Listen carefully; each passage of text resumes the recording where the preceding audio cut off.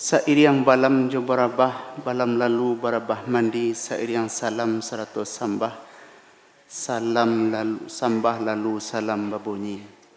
Assalamualaikum warahmatullahi wabarakatuh.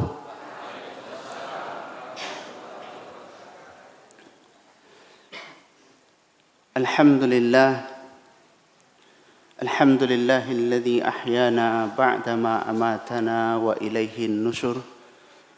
Asyhadu an la ilaha illallah wa asyhadu anna Muhammadan abduhu wa rasuluh sallallahu alaihi wasallam la nabiyya ba'd. Kita bersyukur kepada Allah atas nikmat yang Allah berikan. Di dalam doa yang diajarkan oleh Rasulullah sallallahu alaihi wasallam bahwa kita memuji Allah karena Allah Subhanahu wa taala mematikan kita. Kemudian setelah dimatikan Allah hidupkan lagi. Di dalam kitab Al-Imam Ibn Qayyim Al-Jauziyah dalam kitab Ruh bahwa Allah Subhanahu wa taala ketika seseorang dalam keadaan tidur, Allah tarik ruh itu, Allah tempatkan kepada satu tempat. Kalau Allah berkehendak, maka ruh itu akan dikembalikan. Kalau sekiranya Allah tidak berkenan sesuai dengan ajalnya, maka ruh itu akan ditahan. Maka itulah maknanya kenapa kita bersyukur akan nikmat kehidupan ini. Dan ketika doa itu dilafazkan, ada program visi misi pada hari itu yang terukir di benak kita. Jadi doa itu, lafaz itu tidak hanya sekedar di lisan saja, tapi ada makna biqalbi, ya, ada makna yang mesti tersirat di dalam hati, di dalam akal, dan juga di dalam perbuatan. Wa amalun bil arkan, di dalam perbuatan kita. Maka kita bersyukur kepada Allah karena kita menemui orang-orang awalnya dibangunkan oleh istrinya. Kemudian kata istrinya, sebantale udah sahur ya, ambo masak dulu sayur pitulu. Lah jago pak. Allah duduk pak, Allah mota. Bekola masak sayur pitulu ko, amo imbau dah balik. Manjalang memasak sayur pitulu saya pak. Dijagon dah amo jago dah. Tak kalok sebentar tu pak. Ini terjadi ya bagi kita yang bekerja di rumah sakit. Orang mengalami keadaan seperti itu. Alhamdulillah, Allah hidupkan kita setelah kita dimatikan oleh Allah. Berselawat kita kepada Rasulullah, melafazkan Allahumma salli ala Muhammad wa ala ali Muhammad. Bapak dan Ibu, kajian kita Islam sebagai solusi terhadap jiwa. Kalau berbicara solusi, berarti ada persoalan di dalamnya. Kita akan bagi pembahasan ini. Pertama, jiwa dalam perspektif Islam. Kemudian, bagaimana Islam memberikan solusi terhadap masalah kejiwaan. Jadi ada dua pembahasan di dalam judul ini. Kalau ada waktu kita lanjutkan, kalau tidak cukup sampai di mana kita bisa bertahan untuk duduk. Karena kata Rasulullah sallallahu alaihi wasallam, la yaqudu qaumun, tidaklah berkumpul satu kaum, yazkuruna Allah, yang kaum itu sedang mengingat Allah, kajian ini mengingat Allah, khafathumul malaikah, maka malaikat akan mengintarinya. Kemudian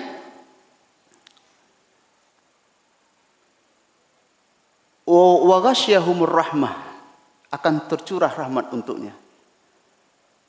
Wa nazalat alaihimus sakinah, maka akan ada ketenangan dalam batinnya. Allah menyebut namanya di majlis Allah, di depan para malaikat. Jadi kalau awak mendengar pengajian, mengingatkan kita kepada Allah, itu ada ketenangan pada hati awak.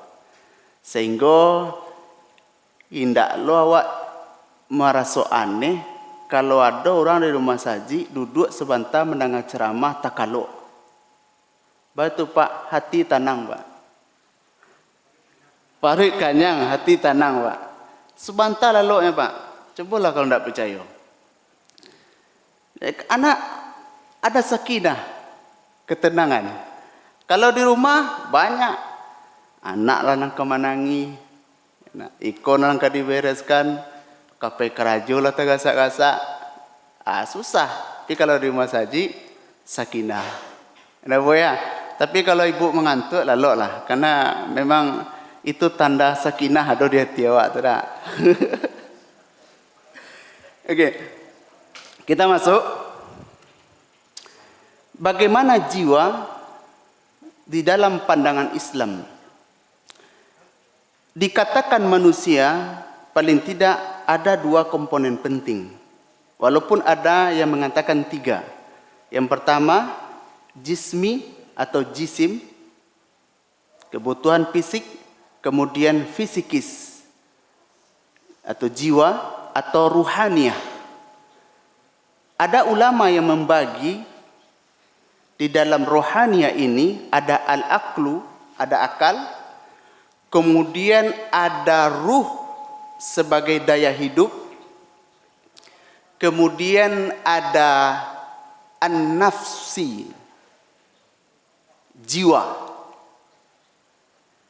Ada juga yang menyebutkan an-nafsi ini sebagai qalbu. Ini Pak.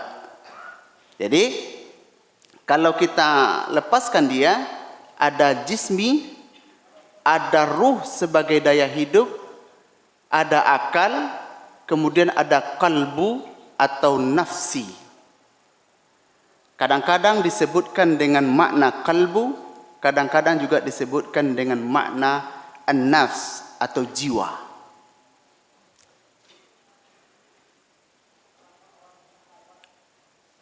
Di dalam Al-Quran, ketika Allah menyebutkan maknanya adalah jiwa, katanya nafsi yang maknanya bertujuan kepada jiwa seseorang, itu terdapat sekitar 36 ayat di berbagai tempat di dalam Al-Quran. Jadi kita cari beberapa hari yang lalu, kita cari sekitar 36 tempat. Tapi kalau Allah berbicara tentang sebutannya nafsi, akan tetapi maknanya adalah diri yang komprehensif, ada jismi di dalamnya, itu banyak di dalam Al-Quran. Misalnya Allah berkata, kullu nafsin dha'iqatul maut. Sesungguhnya pada setiap diri dipastikan akan mengalami kematian. Tapi kalau Allah berbicara yang dimaksud itu adalah ruhaniyah atau kalbu, Allah menyebut kata yang sama tetapi memberikan makna yang berbeda.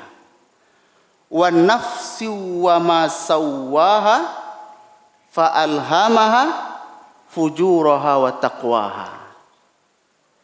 Demi jiwa yang berada di dalam genggamannya, sesungguhnya jiwa itu diilhamkan dengan hal yang baik dan juga dengan hal yang buruk.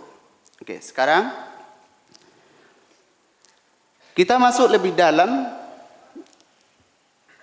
bahwa jiwa yang dimaksud di sini adalah kalbu, yaitu hati.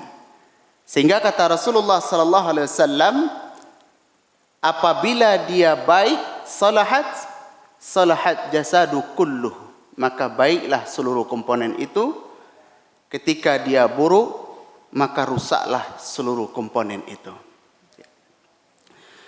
Kemudian jiwa ini di dalam Al-Quran itu terbagi atas 3 bentuk pemanggilan, 3 bentuk nama. Ada yang disebut dengan an-nafsul ammaratim bisu',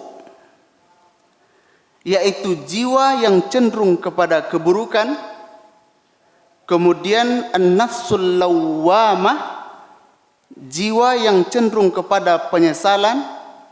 Kemudian an-nafsul mutmainnah, jiwa yang cenderung kepada ketenangan.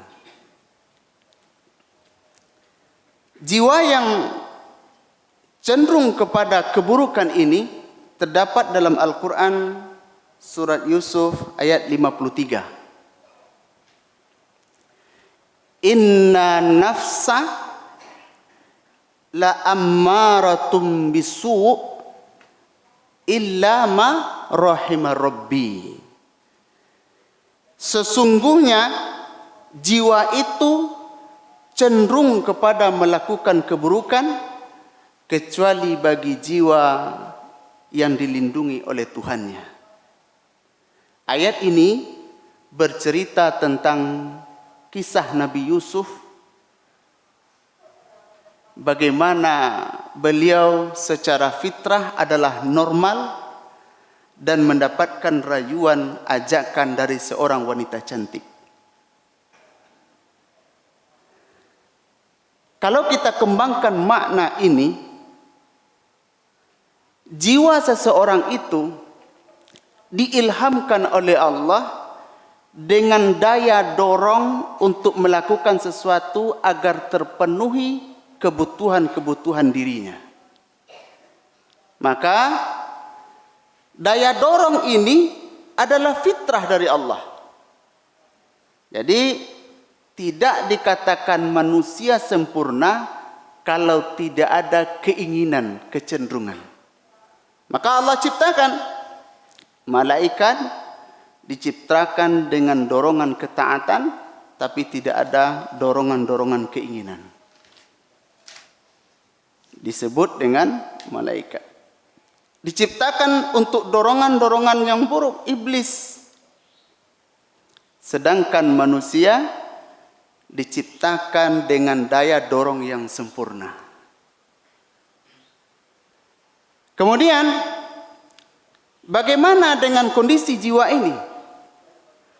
Allah Subhanahu wa taala dalam penciptaan manusia, Allah lengkapi dengan buku petunjuknya. Nanti bisa dilihat dalam Al-Quran surah Al-Baqarah pada ayat ke-30. Wa idh qala rabbuka lil malaikati inni ja'ilu fil ardi khalifah. Kami ingin menjadikan khalifah di muka bumi. Khalifah berasal dari kata khalafa, yakhlifu khalfan. Kalau timbangan tasrifnya dari fa'ala.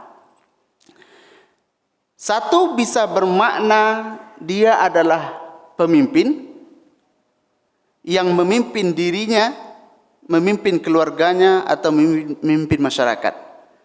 Yang kedua, dia bisa bermakna penerus, regenerasi. Yang ketiga, dia bisa bermakna pemakmur. Nah, kata Allah di surah Al-Baqarah juga, qul nahbitu minha jami'a fa imma ya'tiyannakum minni hudan faman tabi'a hudaya. Kalau engkau nanti di muka bumi ini yang tugasmu adalah sebagai pemimpin, pemakmur, dan memberikan juga tonggak estafet kepada generasimu, ini buku petunjuknya. Allah lengkapi dengan kata huda, dengan kata petunjuk. Kalau ini dipegang, fala khaufun alaihim walahum yahzanun. Engkau tidak akan ada merasa khawatir, merasa takut, engkau juga tidak akan ada bersedih hati.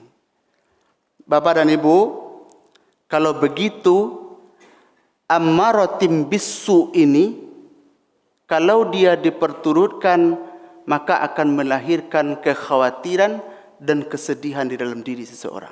Akan muncul masalah. Makanya ketika kami bertugas di rumah sakit, suatu hari datang anak muda yang mengalami sakit kepala, umur kurang lebih 25 tahun.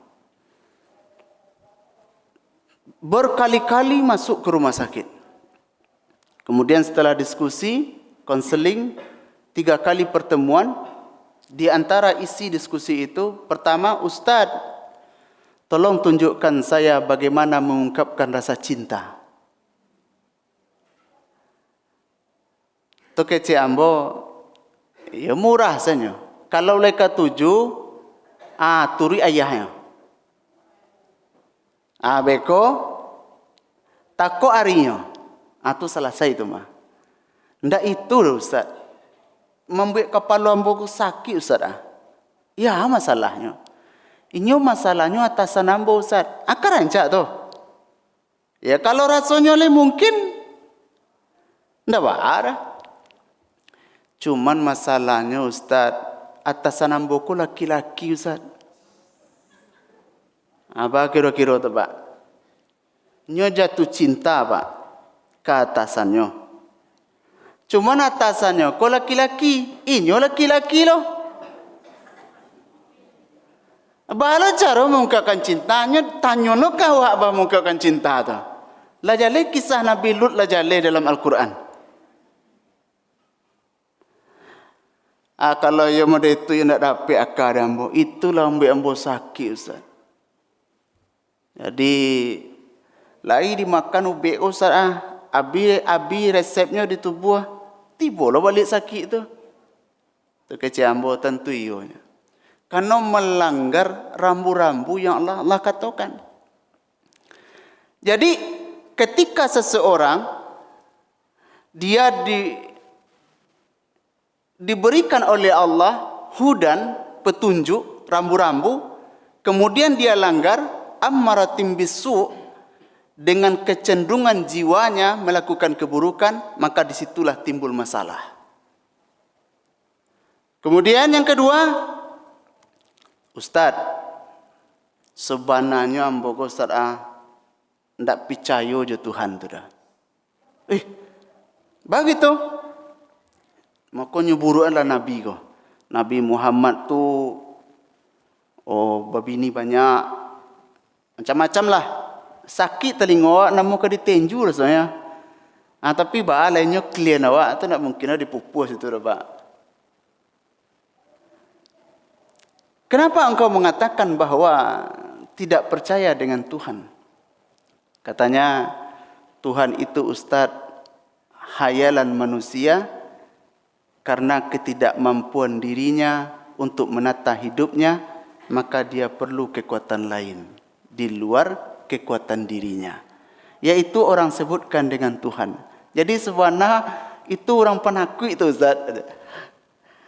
Allah jalenya tidak bisa mengerjakan sesuatu doh, daripada menyalahkan diri, sandan salah ke Tuhan lah. Kira-kira pada itu. Astagfirullah. Terus, tapi ada cik Ustaz membuat ambo gelisah Ustaz. Bab itu. Jadi 2009 kan gempa tu Pak. Sudah tu selesai gempa tu, ada hujan labik ditambah je patui. Kalau lah hujan labik patui ke Ustaz, ndak amu matuan bola lok dah. Begitu. Yo kalau sekiranya Tuhan tu adonyo tembak siapa sedang lalu. Apa ada satu? Itu kecil ambo ayam boncean tali bepijaan. Kalau memang awak gentleman ya sudah. Tapi kalau indak balik. Kau tak sasek di ujung jalan, balik ke pangkalnya. Kau indak. Ayam boncean tali bepijaan. Di satu sisi ada rasa takut, di sisi lain ingin menentang. Nah ternyata usut punya usut, inyoko punya komunitas kiranya. Kalau berada di komunitasnya tu, jadi Bapak dan Ibu hati-hati juga kok. Tahun 2009 sudah ada kami bertemu konseling dengan anak muda yang punya komunitas anti Tuhan dan cinta dengan sejenis. 2009. Berapa tahun kini itu Pak? Dan dia punya grup, punya komunitas. Secara lokal dan juga secara nasional.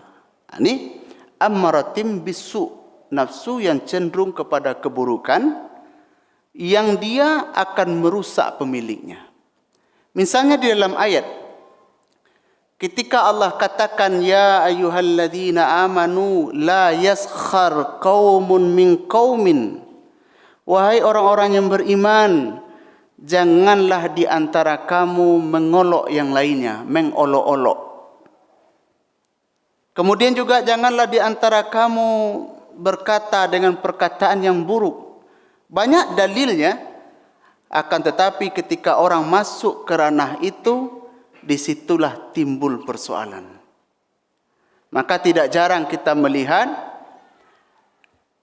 pertama ada kasus misalnya bunuh diri.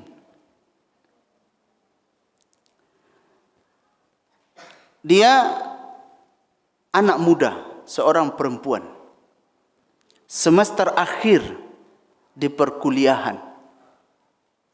Kemudian dia masuk rumah sakit, percobaan bunuh diri. Maka setelah kita konsultasi,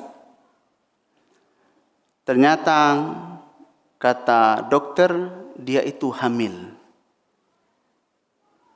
Kemudian mendengar kabar itu, kata orang tuanya, ayahnya menjerit, Ustaz, apa bana salah hambo ko? Gitu kan. Abana ndak elok ko. Berguliang-guliang menangis ayah Pak. Itulah hambo mencari baru seorang laki-laki menangis melebihi perempuan. Nangis Pak. Mungkin kok tiba aja, mudah-mudahan auzubillah, mudah-mudahan tak ada. Luar biasa Pak. Kemudian kita coba dulu pisahkan orang tuanya di luar, anaknya di dalam, berceritalah. Kemudian ada pemuda yang mau bertanggung jawab, karena menurutnya pemuda inilah yang menghamili. Maka kita diskusi dengan pemuda itu. Apa katanya? Ustaz, ambo lain nio bertanggung jawab Ustaz. Cuma ambo minta si B bertanggung jawab lah Ustaz. Apa itu? Si B satu lah Ustaz. Ndak beda Pak. Nang kecil si B ko kami ndak berdua Ustaz. Si C dolo. Ndak beda tu Pak. Di hari, di waktu yang berbeda Pak. Orang kalau sudah mengikuti kecenderungan yang buruk ini, maka dampak kepada jiwa luar biasa. Maka kesedihan akan berkepanjangan di situ. Capek hari kan Pak. Jam 6 saya cik saya belum selesai poin dia buat dah. Gitu salah dulu pembahasan kau. Dia ada nafsu ini ada 3. Amaratim bisu, cenderung kepada keburukan, cenderung kepada penyesalan. Sehingga Allah mengatakan, wala uqsimun bin nafsil lawwamah. Allah bersumpah dari jiwa yang selalu berada dalam penyesalan. Jiwa ini terkadang dia muncul sifat baik dan terkadang muncul sifat buruk. Kemudian yang ketiga, nafsul mutmainnah, jiwa yang pada cenderung kepada keimanan, kepada ketaatan. Bapak dan Ibu yang dirahmati Allah Subhanahu wa taala, di antara efek yang ditimbulkan oleh orang yang selalu memperturutkan jiwa yang pertama kesedihan, kemudian rasa takut, kemudian bisa depresi,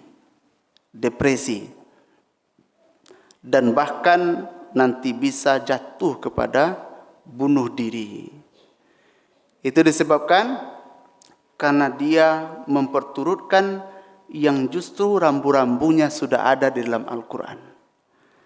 Jadi Bapak dan Ibu yang dirahmati Allah, kalau kita sudah tahu memposisikan jiwa ini, kalau dia sudah cenderung melakukan hal-hal yang tidak baik, maka segera tahan dia. Misalnya di antaranya ada ulama Sa'id bin Amir. Ketika ada orang bercerita kepadanya tentang perkara dunia, apa katanya? Wahai saudaraku, bisakah engkau menghentikan matahari itu supaya tidak berputar? Dan masa ini supaya tidak berjalan? Kalau engkau berbicara denganku persoalan yang tidak penting, waktuku ini sangatlah pendek, sementara hari tetap berlalu. Maka ulama ini berpaling dari orang yang mengajaknya berbicara yang tidak baik. Abdullah bin Mas'ud, sahabat Rasulullah yang mulia, ketika hari sudah mulai sore, dia mengatakan, celakalah diriku. Dia merasa bahwa amalnya pada hari itu belum maksimal. Abdullah bin Mas'ud kita tahu beliau hafal Quran, hafal hadis, tetapi merasa bahwa amalnya masih sedikit.